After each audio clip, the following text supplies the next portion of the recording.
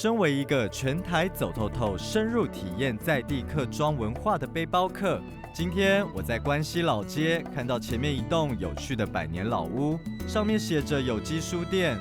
大哥你好，打扰一下。来，请坐。好，大哥是关西人吗？我不是关西人。那怎么会想说在这里开这家店？其实因为我常常在台湾旅行哦，那关西我觉得我自己这样形容，它比较像是一个台北的后花园，所以这是我觉得它很美的地方。那有机书店它其实有一个概念就是，会长很多东西出来。那我的书店算第一家店，那我慢慢在这个老街上就长第二家店、第三家店，所以到现在目前为止有长8家店。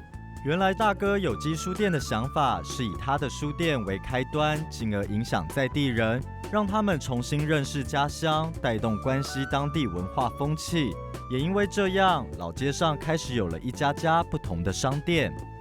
这里叫关西嘛，对。可是其实大家的关系是很密切的，很紧密的，就是互相照顾啊，然后互相分享彼此的东西这样。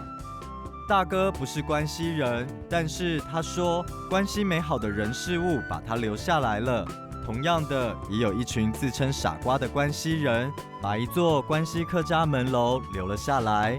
来到这边看这个门楼，蛮特殊的，因为客家人在这边慢慢的发迹以后，然后就把自己的家越盖越大，那有3合院、4合院这样的，所以这个变成是一个比较大的家族，他盖了3合院、4合院才会有这种门楼。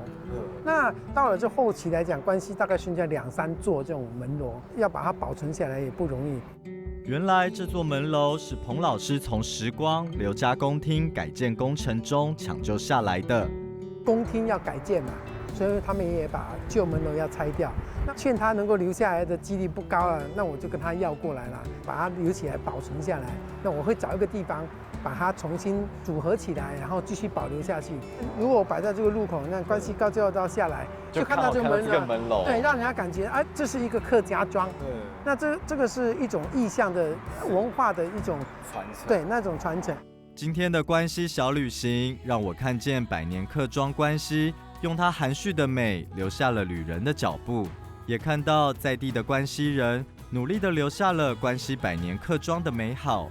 客庄关西让每个亲近它的人都想跟它产生一些关系。